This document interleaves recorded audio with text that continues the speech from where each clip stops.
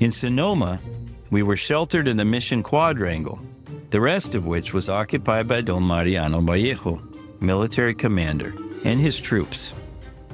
We got very little support from the government for our colony and had to overcome many difficulties before even a small plot of land was under cultivation. We went along in this way, hoping things would get better and the government would make good on its promises.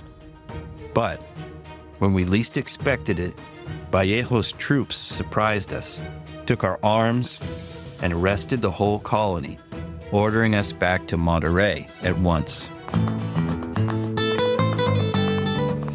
Welcome to California Frontier, the show about the often overlooked and unexpected early history of the place we call California. I'm your host, Damian Basic.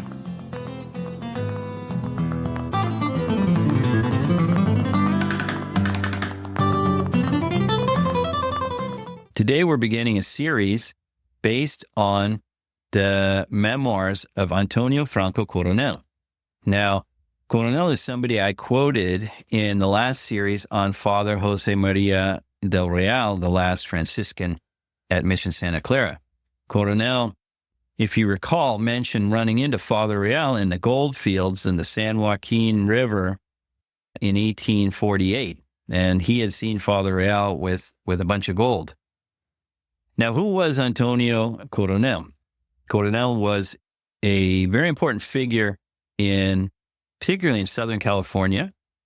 He was somebody who spent a lot of time in Los Angeles, was a booster for maintaining and preserving the memories of the California culture in Southern California. He was involved in local and state politics after the war.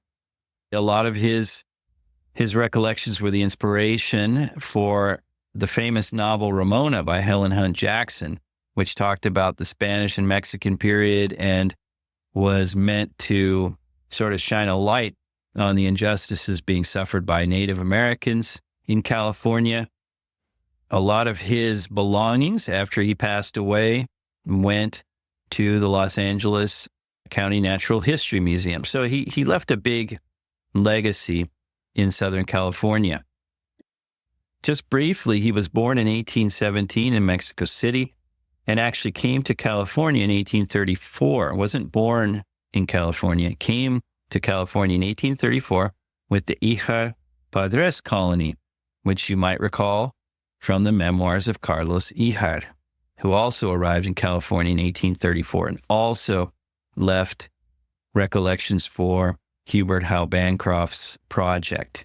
So he came to California from Mexico in 1834. He died in 1894, and his name is also on one of the historic buildings in the Los Angeles area where he used to live. And his memoirs were translated into English by Joyce Nunes, whose version I'm going to be reading from. Nunes was a historian of the Spanish-Mexican eras in California, a translator, and a professor at the University of Southern California.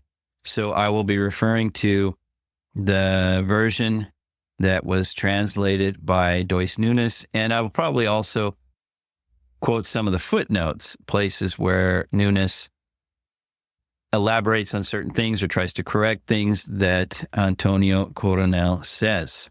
So, as always, these are important documents, these memoirs for the history of California, while at the same time, they are not necessarily rigorously historical. They're the memories of somebody recounting what he recalls, perhaps decades after they occurred. So take that for what they're worth. And as always, it's important to do your own research, understand better the context and the actual details of the things that are recorded. So without further ado, let's get into these recollections of Antonio Coronel's Tales of Mexican California. Antonio Franco Coronel, resident of the property known as Coronel's Mansion, about a mile south of the city of Los Angeles, came to California with his parents, Don Ignacio Coronel and Doña Francisca Romero de Coronel, and several brothers and sisters. And here begins Coronel's narration. We arrived as part of the Híjar-Padrés Colony in 1834 on the warship Morelos, commanded by Don Lucas Manso, landing in Monterey. My worthy father held the position of head schoolmaster of the colony. We stayed some time in Monterey during the dispute between General Figueroa and Don Jose Maria Híjar with regard to the civil command of the territory. Señor Híjar was both civil leader and director of the colony, and Señor Jose Maria Padres was both military commander and vice director. Padres was a native of Puebla and closely associated with my family since a child. I was intimate friends of his sisters, brothers, and cousins. His parents, who were skilled workers, had died, and the family lived in great poverty. Padres dedicated himself to his education, first primary school, then mathematics, and other branches of military engineering. All this time, my parents helped him along as much as they could, as a cadet and then as an ensign in the Corps of Engineers. When he had attained this rank, or possibly that of lieutenant, he first went to California with Lieutenant Colonel Echeandía, the governor. He was with Echeandía for his term of office. Like his superior, he was a man of extreme Republican and liberal ideas, which he imparted to the young men of the principal families of the territory. This aroused the antagonism of the old Spanish friars, who were monarchists and absolutists of the old school. During his stay in California, Padres devoted himself to the study of the geography and topography of the country and its resources.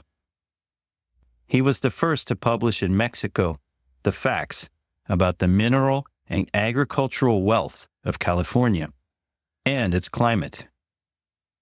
He predicted a brilliant future for the territory as the most fertile, rich, and healthful in the whole republic. The arrival of Don Manuel Victoria in 1831 to replace Echeandía changed the situation. As I said before, Padres' progressive ideas and his influence on the younger generation were anathema to the friars. They promptly dominated Victoria's policies. In consequence, Padres, who had been an assistant inspector of troops, was unable to remain in the country. Victoria shipped him back to Mexico. From that time on, he dedicated himself exclusively to organizing a colony to immigrate to California and warning the central government to take action before it lost, quote, the most precious pearl in Mexico's crown, as he prophetically feared. Even before the colony was organized under the auspices of the Cosmopolitan Company, Padres was incessantly recruiting families for California, my own among them. He also tried to get the government to send political exiles on the theory that it would be good for the exiles and good for the country. In consequence, when the colonists arrived, there were several political exiles among them.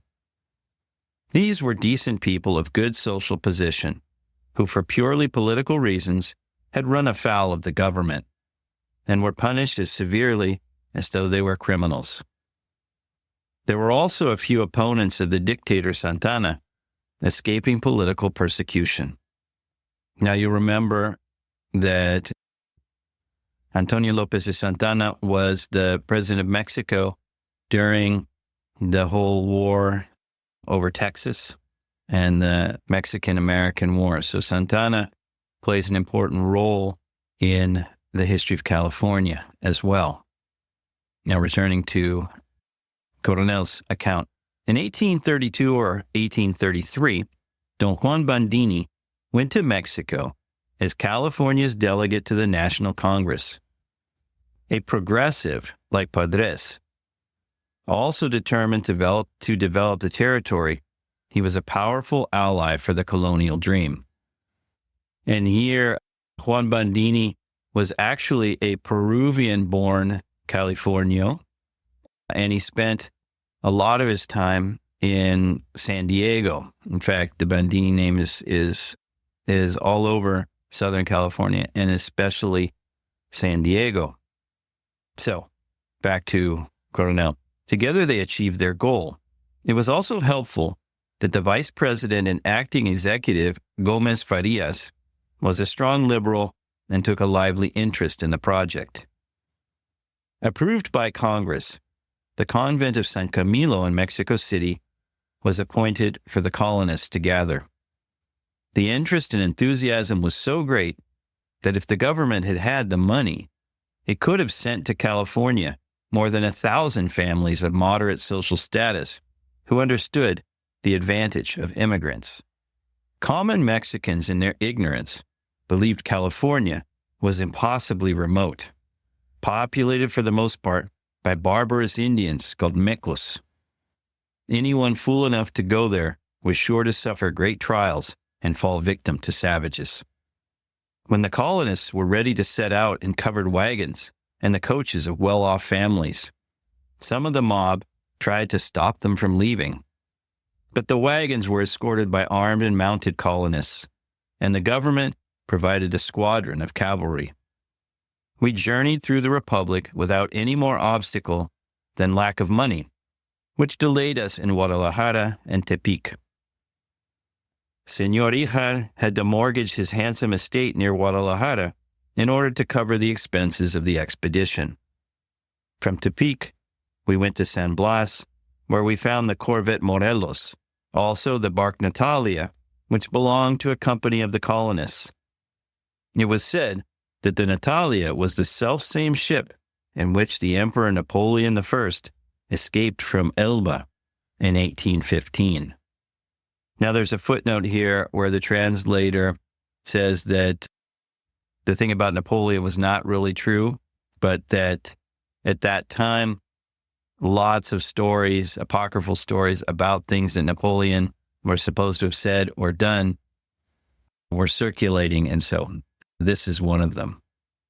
Most of the single men and skilled workers boarded the Natalia. Also traveling on it were Híjar, Buenaventura Araujo, Horacio Serrano, Arguello, and others.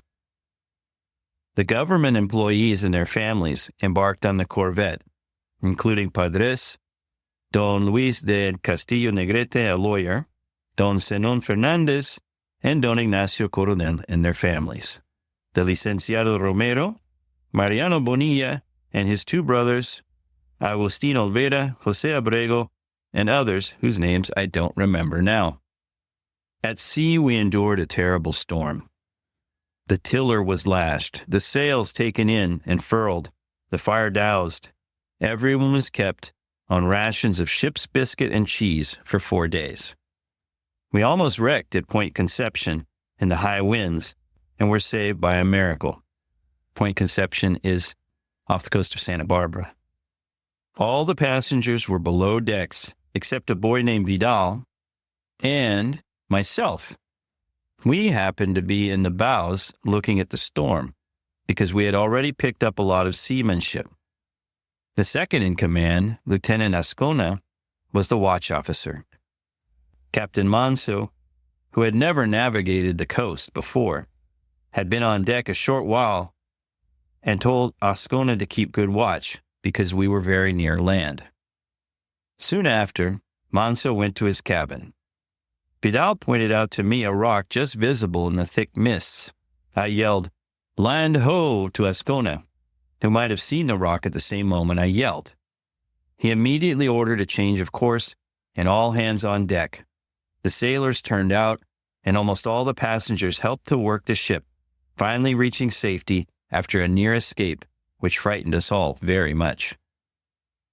Luckily, the ladies didn't realize the danger at the time, only believing we were getting to the end of the voyage.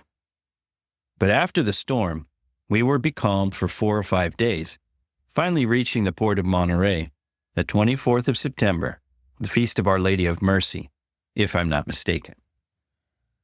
Monterey was too small to have lodging houses, but as soon as news of our arrival got around, the residents decided to parcel out among their houses the families in the corvette. They went right to the beach to receive us and take us home with them. There were a very few empty rooms in the Presidio where some families were billeted as well. We had a friendly and hospitable reception on all sides. The first news we had was that General Santana had sent a special messenger overland with new orders for General Figueroa, not to transfer military or civil powers. This gave rise to a dispute between Figueroa and Padres on the one hand, and with Híjar on the other. The upshot of it was that Híjar and Padres were stripped of office, except as directors of the colony under the command of General Figueroa. They were assigned Sonoma as the place to settle, and Figueroa offered to carry out the provisos of the law relating to colonization. Almost all the colonists set out for Sonoma on horseback or in ox carts. They crossed San Francisco Bay by the Strait of Carquines in a launch manned by Indians from Mission San Jose and a small boat. In Sonoma, we were sheltered in the Mission Quadrangle, the rest of which was occupied by Don Mariano Vallejo, military commander, and his troops. We got very little support from the government for our colony and had to overcome many difficulties before even a small plot of land was under cultivation. We went along in this way, hoping things would get better and the government would make good on its promises. But when we least expected it, Vallejo's troops surprised us, took our arms, and arrested the whole colony, ordering us back to Monterey at once. Later, we found out that Figueroa had gotten the idea from Vallejo that we were conspiring against the government. I was a boy of about 16, but since my father was one of the principal and most active colonists, I was aware of all that went on. And I am perfectly satisfied there was no such conspiracy. And if it was, it existed only in Vallejo's imagination. The colonists were all too busy trying to clear the small plots the government had granted them. In the evenings, Padres and other leaders gathered at my house to play music, sing, and enjoy themselves. They talked about the progress of the colony, but there was never a word of conspiracy, nor anything like it. Or I would have known about it. Perhaps the events in Southern California and the part played by some of the colonists there caused Figueroa to treat us badly as a precaution. After the order of expulsion, most of the group went to Monterey, and some stayed at San Jose, Santa Clara, San Juan, etc. Everyone obliged to live as best he could without any help from the government. The colony was dissolved, the settlement was abandoned, and the leaders banished as disruptive elements in the peaceful territory, or so it was said. They were sent off in the frigate Santa Rosa. Híjar, Dr. Torres, Apelategui, Gonzalez, Romero the lawyer, Nicanor Estrada the cavalry captain, Araujo, and others. It has often been said that the Cosmopolitan Company had a private understanding with Vice President Gomez that when the colony had taken over California, the territory would be independent of Mexico. This idea, according to what I have been able to ascertain, occurred to Santana because he mistrusted and feared Gomez as a liberal. Since the colonists were all liberals too, Santana imagined Gomez was trying to set up a base of power for ulterior motives. The chief opposition to the colony was from the customs administrator, Don Angel Ramirez. The posthumous publication of Figueroa's version of the dispute as the Manifesto of General Figueroa, to my knowledge, contains several inaccuracies that ought to be corrected. The failure of the colony was due firstly to the distrust between Santa Anna and Gomez. Santa Anna's orders to Figueroa were simply to refrain from turning the civil government over to Híjar, with no provision for anyone to carry out the instructions for the establishment of the colony as projected. This occasioned the controversy between Híjar and Figueroa. But all disagreements aside, the fact was that the property of the missions was the only actual wealth in California at that time, coveted by the greedy.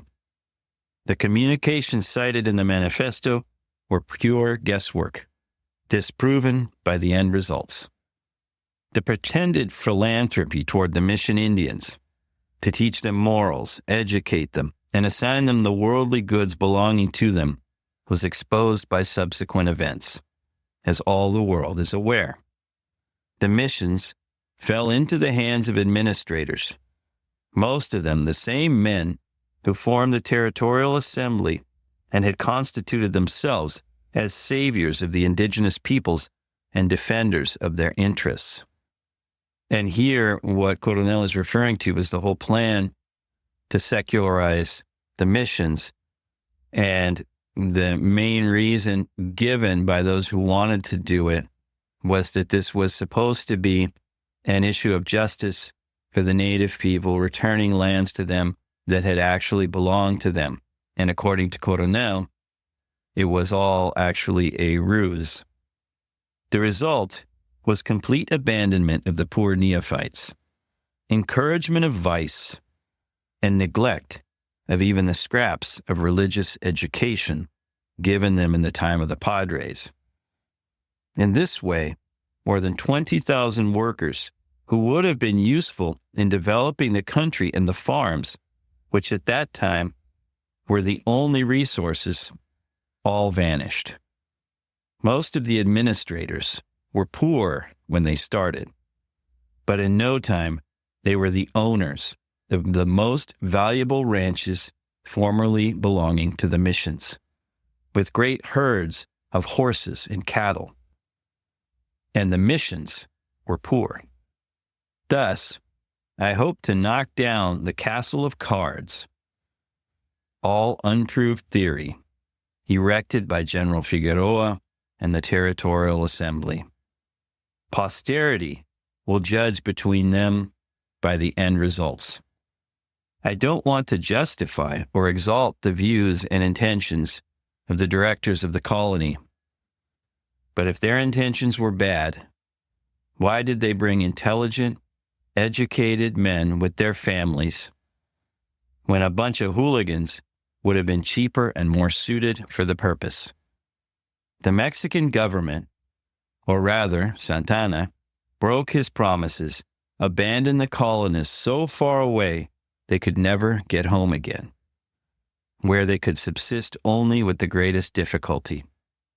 As an indication of how useful the colonists were to the country, even so, when they were scattered, they held government jobs, started industries, and taught at school. Many prominent native sons owe them what little knowledge and education they have. And here we'll finish up this part of Antonio Coronel's narration. Next time, we'll go further into his exploits in Alta California.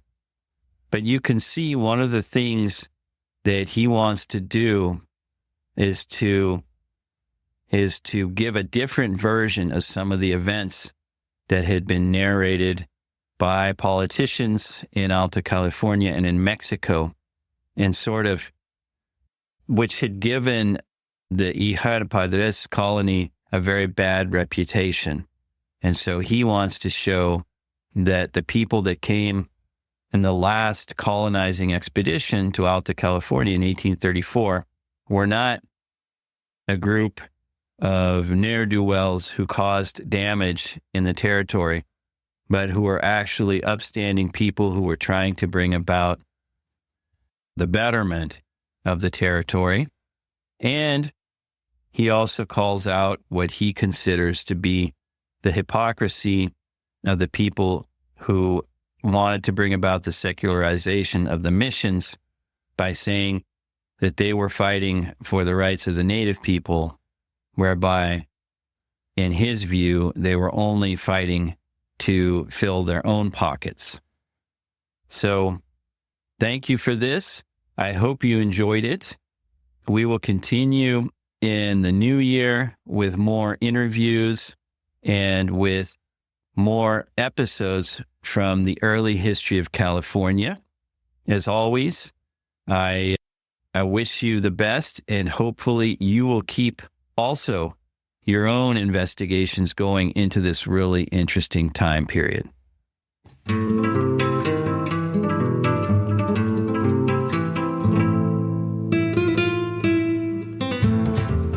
I hope you enjoyed this episode of the California Frontier Show. If you'd like to support the show, the best thing to do is to let other people know about it. If you'd like to support it monetarily, there are a couple ways of doing that. One is by scrolling down in your podcast app to where it says support the show. There you can become a subscriber for as little as $3 a month. And if you want to give a one-time donation, just below you'll see where it says give a one-time donation. Finally, the show is supported by California History Teachers, which is a full year of lessons for 4th grade California history and social studies. You can find out more at www.californiahistoryteachers.com. And if you input the coupon code PODCAST, you'll receive 25% off your monthly or annual subscription. So check it out.